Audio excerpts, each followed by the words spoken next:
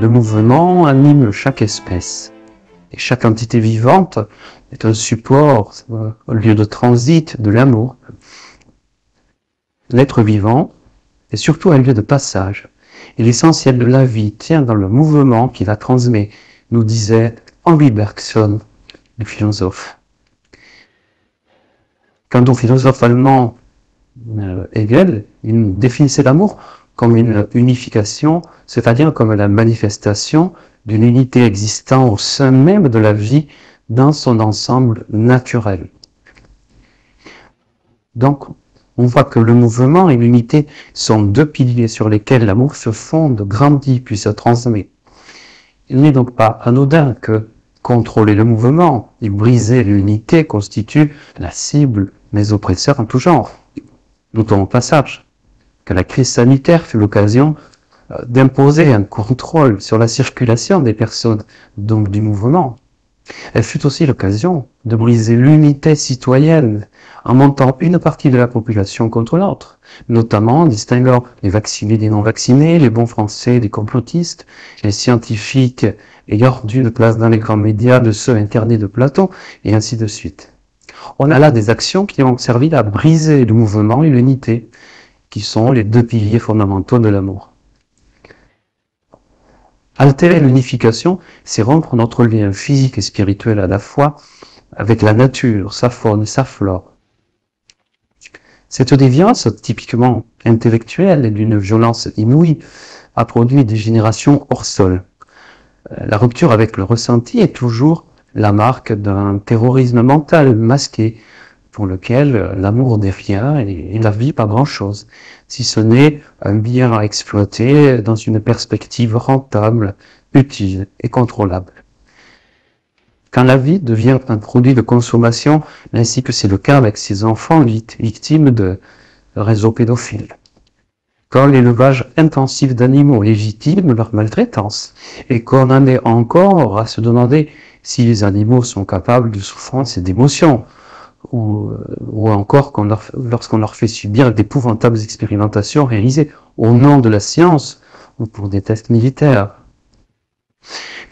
Quand le féminicide se banalise, quand le béton succède à l'exploitation et à la destruction en chaîne des forêts, quand on crée des chimères de laboratoire en jouant à Dieu, ou que l'on teste des vaccins suspects sur des populations otages, et ainsi de suite. À chaque fois, c'est le respect de l'unité de chacun avec la vie dans son ensemble qui est attaqué, souillé. Et par la même occasion, c'est l'amour unificateur qui est attaqué. Alors, qui sont ces briseurs d'unité?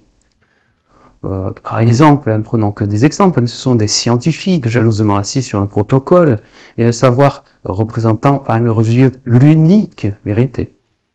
C'est aussi des religieux qui prônent le salut de l'âme par de grandioses cérémonies, mais qui détournent les yeux et le cœur lorsqu'il s'agit de celle des animaux ou du rôle des femmes dans leur royaume saint. C'est aussi des tyrans ordinaires à la petite semaine qui se débrouillent pour gâcher la vie des autres, au travail ou ailleurs. Ce sont des médias et des journaleux corrompus à la boîte de financeurs, et qu'on appelle aujourd'hui à juste titre, pardonnez-moi l'expression, mais des merdias. Ce sont des politiciens véreux ayant oublié depuis très longtemps ce que signifie l'intérêt général, mais qui donnent des leçons de morale au nom de la République ou de la démocratie. Et puis ce sont aussi tous les courtisans de ceux que je viens de citer, les lèche-bottes, les flatteurs, les serviles, les douteux, les crapules ainsi que les suiveurs, généralement très contents d'eux-mêmes. Je ne sais pas si vous êtes comme moi, mais j'ai souvent la sensation que nous participons à un dîner de cons, organisé par des infréquentables. Fort heureusement, il y a les autres, ceux que j'appelle les formidables, qui même s'ils ne sont pas maîtres de la rhétorique, ils ne prétendent pas avoir réponse à tout, savent par instinct ce qui est bon pour eux. Quel est le profil du formidable? Et comment déploie-t-il ce fameux plugin d'amour, ce programme d'amour? Comment le voit-il?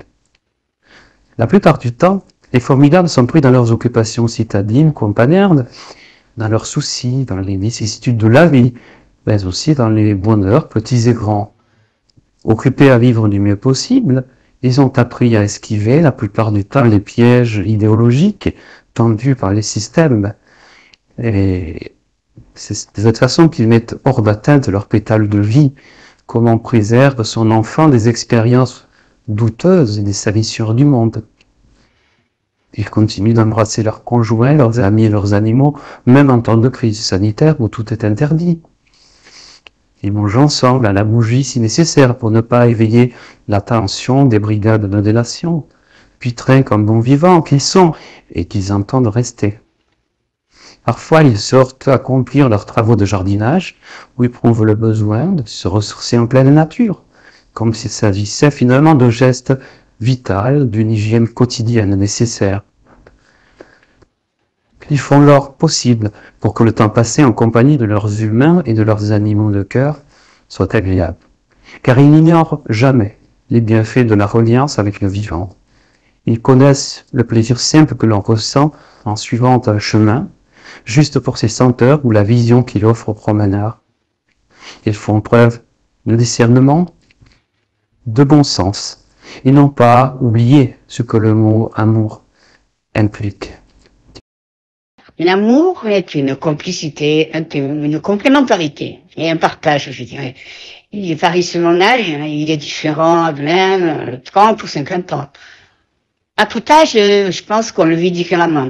L'amour peut être avec un homme, des enfants, des animaux. C'est un mot vaste qui, pour moi, est relié aux êtres, mais pas aux religions. Contrairement à ce que l'on croit, l'amour, c'est pas regarder ensemble dans la même direction. C'est plutôt continuer une relation, même si elle ne va pas dans la même direction. C'est accepter l'autre de façon inconditionnelle et sans jugement. C'est aussi être en accord avec soi-même, parce que si on n'est pas en accord avec soi-même, on ne peut pas être en accord avec l'autre. Enfin, je crois que c'est aussi un don de soi spontané, non calculé. L'amour, c'est prendre l'autre avec ses qualités et ses défauts, tel qu'il est. Par l'autre, je veux dire aussi bien un humain, un animal ou un arbre. L'amour, c'est accepter cet autre. Quoi qu'il arrive, c'est être là pour l'aider, l'épauler. C'est être présent pour partager des moments de plaisir, de joie, mais aussi de peine éventuellement. L'amour, c'est prendre sur le long terme et surtout, ça se calcule pas. Ça doit venir naturellement, c'est un échange. Pour moi, c'est un potentiel qu'on a tous. Dans ce théâtre de la vie sur Terre, le vrai amour, moi je pense que c'est un moment court.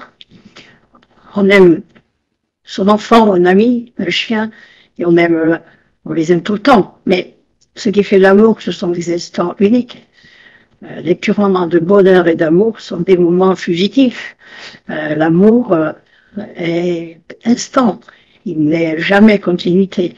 On aime en permanence certains êtres par fidélité, souvenirs, filiation, complicité, habitude, tendresse et d'autres choses. Et ce n'est pas faux.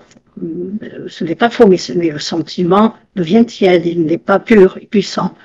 Il est pur et puissant par certains courts moments, et cette pureté est difficilement atteignable.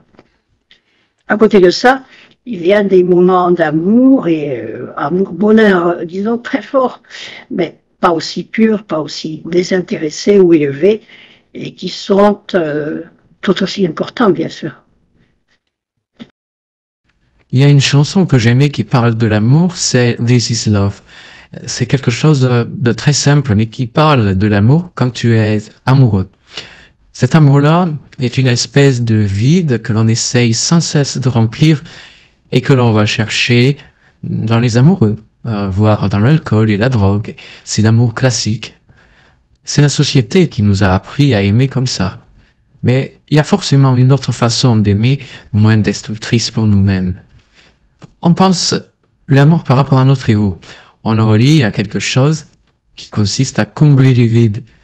Par exemple, moi je parle fort, je fais la comédie tout le temps, je suis un clown, je suis une enfant et comme on ne s'est pas occupé de moi étant jeune. Le fait de capter l'attention des gens autour de moi me donnait inconsciemment l'impression d'être aimé. Tout ça, c'est du remplissage. L'amour, il est déjà en nous. Il faut juste qu'on arrive à sortir de cette vision de remplissage et qu'on se rende compte qu'on est tous juste pleins de beauté et de lumière. On n'arrive pas à le voir.